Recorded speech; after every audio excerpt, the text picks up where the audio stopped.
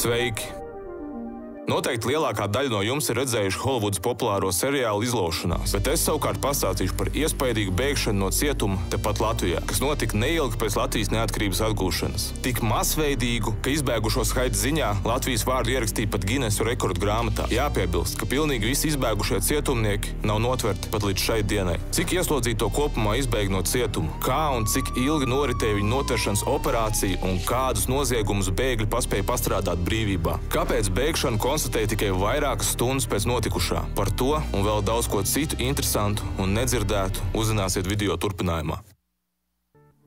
Latvijā beidzot parādījies pirmais kripto prognožu projekts Treidojam LV, kas pieejams Telegram. Šajā projektā tev viņiem nav jādod savu naudu. Tieši otrādi, viņi tev apmāca, kā pašam taisīt treidus. Jūs pat nevarat iedomāties, cik izdevīgi mūsdienās ir likt uz kripto monētām. Tas ir noderīgs pilnīgi visiem interesantiem, jo kanālā ir savs eksperts, kas individuāli apmācīs katru sekotāju, kā pareizi veikt treidus. Kanālā pieejami dažādu ekspertu ieteikumi, kā piemēram, kurās kriptovalūtās ir vērts ieguldīt, kā arī ieteikumi, kā pareizi apieties ar kapitālu. Treidojam LV pastāv tikai 2 mēnešus, un jau tik īsā laikā ir sekotājiem nodrošinājuši plus 3000% bezmaksas treidu. Un tas vēl nav viss. Jums ir iespēja piedalīties izlozē, jo Treidojam LV Instagram kontā notiks 1500 kriptodolāru izloze, kurā piedalīties var jebkurš. Pievienojieties Treidojam LV Telegram kanālam, un jūs sagaidat stabili ienākumi un peļņa. Links ir aprakstā.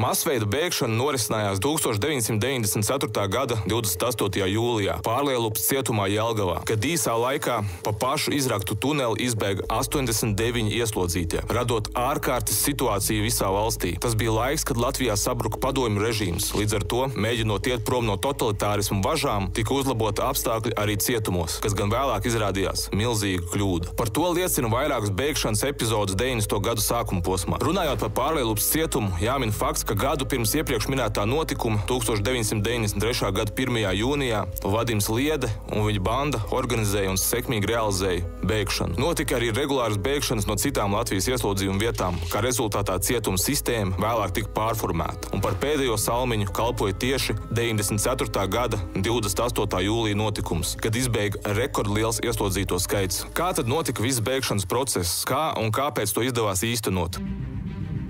Ieslodzītie aptuveni 2 mēnešu laikā bija spējuši izrakt apmēram 10 metru garu tuneli. Kā zināms no operatīvās informācijas, tunelis sākās veļas mazgāšanas nodaļā, no kurienes arī tika uzsākti tuneļa rakšanas darbi. Tuneļa ieplānotais galamērķis bija cietuma žoks, kas atradās kādus 8 metrus no veļas istabas. Pie tā bija cītīgi strādājuši vairāk 10 ieslodzīto, un, kā zināms no publiski pieejamiem avotiem, uz vairāk nekā 1000 cietumniekiem Pārlielupas cietumā tobrīd darbojās tikai 3 uzraugi, kuri vienkārši fiziski nevarēja nokontrolēt visu notiekošo, jo cietuma režīms bija tik brīvs, ka uzraugi pat baidījās ieiet ieslodzīto korpusos, kuri pat nebija norobežoti ar restēm. Līdz ar to darbiniekiem tur atrasties pat bija bīstami. Kā atzīst kāds operatīvais darbinieks, tādas īstas uzraudzības tobrīd nemaz nebija. Bijušie ieslodzītie vēlāk atminējās, ka uzraugi, lai nodibinātu labākas attiecības ar ieslodzītajiem, pat nesa viņiem iekšā alkoholu un narkotikas. Jā, tieši tik neaizsargāts tobrīd jutās cietuma personāls, nerunājot jau par to, lai viņi mēģinātu novērst kādu bēgšanas mēģinājumu. Kad tuneli beidzot izraka līdz galamērķim, cietuma žoga ārpusē, pa to lēnā gaitā, īpaši nekur nesteidzoties, nakts melnumā cietumu pameta 89 ieslodzītie. Šeit vēlreiz jāizceļ fakts, cik neefektīva tajā laikā bija cietuma sistēma, jo iedomājieties, bēgšana atklāja vien 7 stundas pēc tam, kad jau gandrīz 100 cilvēki bija izbēguši un uz brīvām kājām netraucēja staigājās starp mierīgajiem pilsoņiem. 7 stundas! Tas bija pietiekams laiks, lai varētu sadabūt viltotus dokumentus un šķērsot Latvijas robežu. Savukārt pārējiem, kas ne tik ļoti gribēja nosust ar galiem, laiks, lai pastrādātu dažādus likuma pārkāpumus, tajā skaitā nopietnus noziegumus. Kas tad pirmie ieraudzīja bēgļus un kāpēc policija nereaģēja uz aculiecinieku brīdinājumu zvaniem? Tie, kā izrādās, bija Jelgavas slimnīcas pacienti, jo slimnīcas ēka atradās turpat netālu. Viņi pamanīja, kā no cietuma žoga apakšas viens pēc otra ārā līd ieslodzītie. Redzot tādu skatu, viņi mēģināja darīt visu, kas viņu spēkos, lai potenciāli bīstamo situāciju novērstu un attiecīgi zvanīja policijai. Bet iedomājieties, policija viņiem vienkārši nenoticēja. Situāciju varēja novērst jau pirmsākumos, taču policija neticēja aculiecinieku reāliem zvaniem par tik nopietnām briesmām. Tas vien parāda, cik liels bardaks darījās tiesību sargājošajās iestādēs 90. gados. Situācijas nopietnība tika konstatēta tikai nākamajā dienā, pēc tam, kad 15:30 kārtējā ieslodzīto skaitīšanas laikā cietuma vadības secināja, ka trūkst nevis pāris cilvēku, bet gan 89 ieslodzītie. No tiem vēlāk meklēšanā izsludināja 84 cilvēkus, jo 5 izdevās aizturēt jau pirmajā diennaktī. Beidzot tika uzsākta vērienīga meklēšanas operācija, iesaistot policijas operatīvās vienības, zemesardzi un daudzus brīvprātīgos. Bēgšanas izmeklēšanas materiālos konstatēts, ka pirmie izbēguši 10 ieslodzītie, no kuriem 4 bija galvenie organizatori un pārējie tā saucamie melnstrādnieki, kas strādāja pie tuneļa rakšanas. Faktiskais izbēgušo skaits bija 90, taču viens no viņiem izmuka, lai nopeldētos, un pēc peldes vienkārši atnācis atpakaļ. Dažiem no viņiem bija atlicis sēdēt vien pāris mēnešus, tāpēc liekas neizprotams viņu bēgšanas iemesls. Meklēšanas operācijā kopumā iesaistījās ap 10 000 cilvēku. Tika izveidots aptuveni 30 operatīvās grupas, kā arī pilsētu ielās izgāja speciāls patruļas, kas sastāvēja no policistiem un zemesargiem. Pastiprinātā kontrole tika noteikta perimetram Kalnciems, Jūrmala,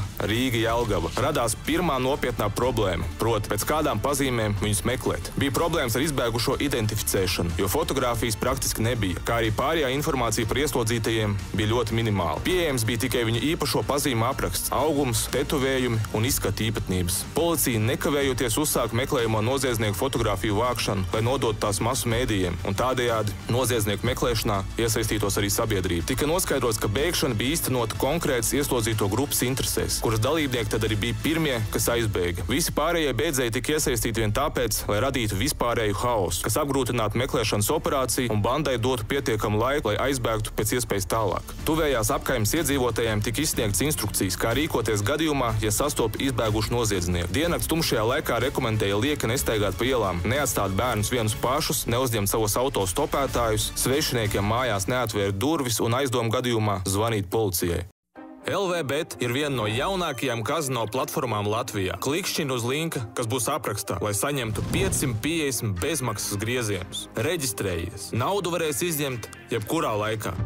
Jelgavas krimināla policijas darbinieki atceras stāstīt, ka uz ielas noziedznieks nodeva gaita. Viņi pārvietojās ar aiz muguras aizliktām rokām un soļoja nedaudz sagāzušies uz priekšu. Šāda gaita saistīta ar faktu, ka cietumā viņi bija pieraduši pie disciplīnas un kontrolas. Tas bija viens no elementiem, kas izmeklētājiem palīdzēja viņus identificēt un notvert. Kur tad lielākā daļa cietumnieku tika aizturēti? Lielākā daļa bija mēģinājuši bēgt pēc iespējas tālāk no pilsētas, taču bija arī tādi, kas atgriezās paši. Tas skan loģiski, jo ja visu dzīvi sēdēts cietumā, tad ērtāk ir iet sēdēt tālāk, nevis mēģināt iekārtoties brīvībā, kur viņiem nav ne dzīves vietas, ne darba. Bet bija arī cita motivācija, kas dažiem no viņiem lika atgriezties, bet par to nedaudz vēlāk. Paralēli vērienīgajai meklēšanas operācijai Pārlielupas cietumā tika veikts pārbaudes, kur laikā atklāja virkni nopietnu pārkāpumu. Tika atlaista ne tikai cietuma vadība, bet arī iekšlietu ministrs un notika kadru tīrīšana valstiskā līmenī. Cietumā atgriezās vecā, stingrā cietuma sistēma, kas izrādījās bija daudz efektīvāka. Pārlielupas cietuma telpās tika pastiprināta drošība, atjaunotas restes un vietās, kur pārmeta sūtījumus starp kamerām,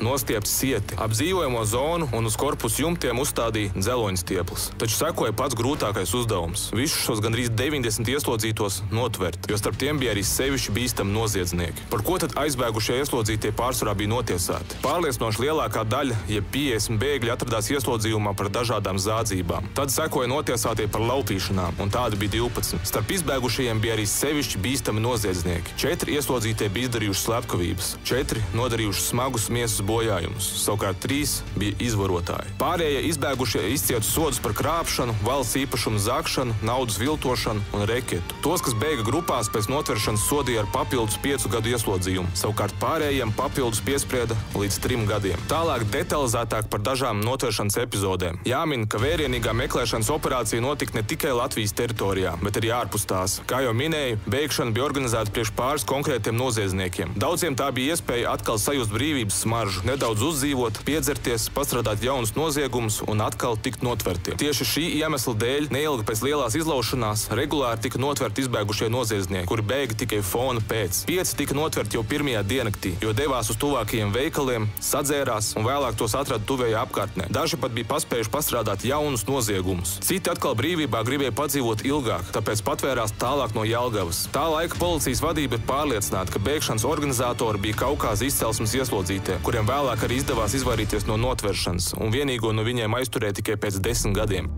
Lielāko daļu noziedznieku izdevās notvert pateicoties ziņām no dažādiem informatoriem, kuri sniedz policijai norādes par viņu atrašanās vietām. Kā atceras stāstīt kāds atvaļinātais pulkvedis, pēc 2 mēnešiem kopš izbēgšanas par vienu no bēgļiem bija ienākusi informācija, ka viņš slēpjoties kādā dzīvoklī Rīgā. Tā kā par informācijas patiesumu tik viegli pārliecināties nevarēja, policijas darbiniekam nācās maskēties, izliekoties par santehniķi. Durvis atvērušo vīrieti uz aizdomu pamata aizturēja, taču vēlāk viņš ticis palaists vaļā pierādījumu trūkuma dēļ, jo atpazinējs no Jelgavas vēl nebija ieradies. Tomēr policija izstrādāja viltīgu plānu, un vīrieti izsekoja kāds policists formā, kurš ejot garām uzrunājis viņu īstajā vārdā, paķerot to uz izbrīnu. Gala rezultātā noziedzniekam nācās atzīties, un viņš turpat tika aizturēts. Nākamā spraigā aizturēšanas operācija, ko atminas atvaļinātais pulkvedis, notikusi mēnesi vēlāk, oktobrī, kad viņš saņēma zvanu no kāda augsta ranga ierēģņa, kurš bija redzējis, kā kādā Rīgas rajonā Žiguli iesēžās vīriešu grupa, bruņojošies ar ieročiem un pat granātām. Tika izplānots, kā izsekot un aizturēt Žigulī braucošos vīriešus. Mašīnu izsekoja un gala rezultātā ielens no visām pusēm. Aizturēšana nenoritēja viegli, jo pie stūra sēdēja ļoti būdīgas miesas būves vecis, kuru knapi izdevās izvilkt no mašīnas, un rokas viņam bija tik milzīgas, ka arī roku dzelžus saslēgt sagādāja liels grūtības. Kabatās viņam bija gan pistoli, gan granātas. Vēlāk noskaidroja to, ka 2 no aizturētajiem bija izbēguši no Pārlielupas cietuma, tostarp arī milzīgais Žiguļu šofers. Runājot par 1994. gadā aizturētajiem, jāmin, ka 2 bēgļi tika notverti Lietuvas teritorijā, viens Kaļiņingradā, Krievijā. Savukārt 4 atgriezās cietumā paši, atsaucoties uz aicinājumu televīzijas ēterā. Viņiem tika apsolīts, ka ja viņi atgriezīsies 10 dienu laikā, tiks sveikā tikai ar brīdinājumu. Tomēr lielākā daļa palika brīvībā, un daļa no viņiem paspēja izdarīt arī dažādas smaguma noziegumus. Jau pirmajās stundās pēc izbēgšanas daži no viņiem bija paspējuši pastrādāt laupīšanas, zādzības un pat grupveidu izvarošanu. Par noziegumu piemēru var minēt kādu gadījumu Saldū 1994. gada novembrī, kad 2 izbēgušie brāļi ielauzās kādā privātmājā un ar gāzes pistoli galvā sašāva mājas saimnieku un piekāva viņas sievu. Vēlāk viņas mēģināja aizturēt ceļu policijas ekipāžu. Notika apšaude, kuras rezultātā viens no brāļiem tika sašauts vēderā, un abi aizturēti.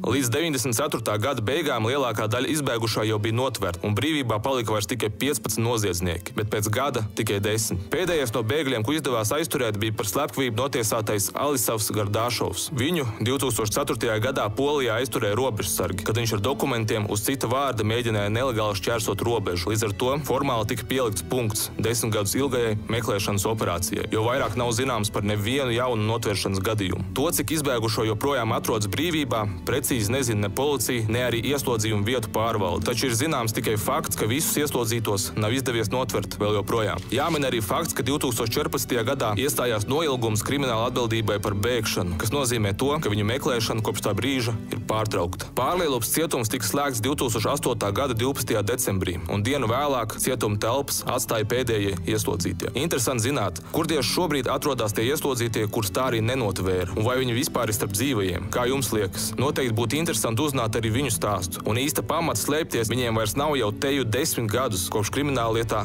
iestājās noilgums. Rakstiet komentāros. Visu labu!